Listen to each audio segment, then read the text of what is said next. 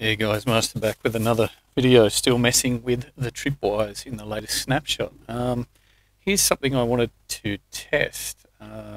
This is, you can see the blocks getting selected in the air. Tripwires actually work in the air. So to place it in the air, what you do is you lay down like one on the ground and lay one on top of it. And you can see, I don't know if you can see, but you can see there's one in the air there like that.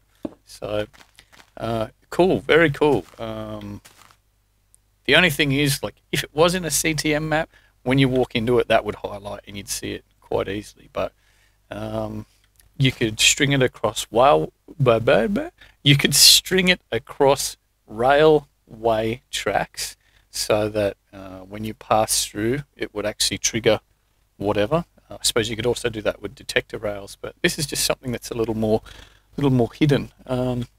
It'd be nice in like tight walkways and things like that where you could hide it across. But anyway, back to what this is. This is, I wanted to see whether the pulse it puts out is actually a bit longer than a button, and it turns out it is. What these are is these are the hidden piston doors. So they're the completely flush doors that come back and leave no trace.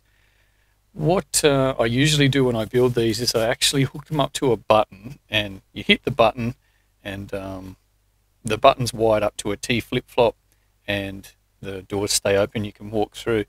Otherwise, if you were to hook a button straight up to these and push the button, they would pretty much open and close very quickly and you'd get crushed trying to walk through. But I've noticed that with the tripwire, the pulse is actually long enough to get through. So this isn't wired into a T flip-flop at all. It's just using redstone, repeaters, torches, and the pistons and the tripwire, of course. So there's no additional circuitry.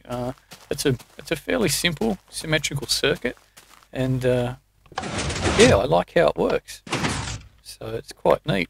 I haven't worked out, or I haven't tried to actually do a tripwire to go back in the other way, but I'm pretty sure it'd be fairly simple to wire it back into the existing wiring, and I'll probably make a response to this video showing it completed, but I'll just go over the circuit.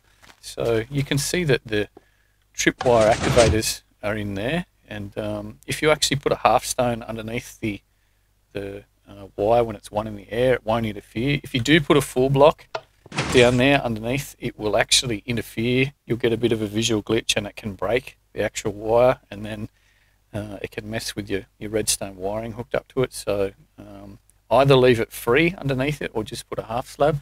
You can't put anything above it because this actually counts as a single block.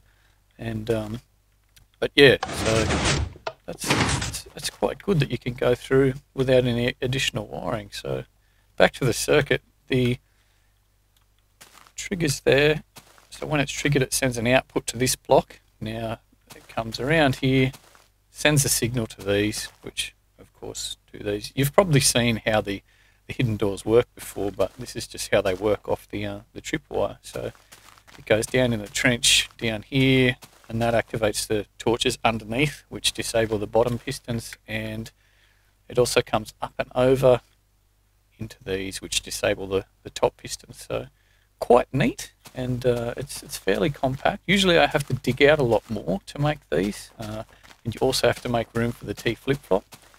So what I will try is, if I can actually find a way to wire in another like tripwire so I can walk back through without it interfering, I will make another response to this video and show you that. But yeah, I just wanted to show you guys that the pulse that the tripwire puts out is actually a fairly decent thing, as you can see there.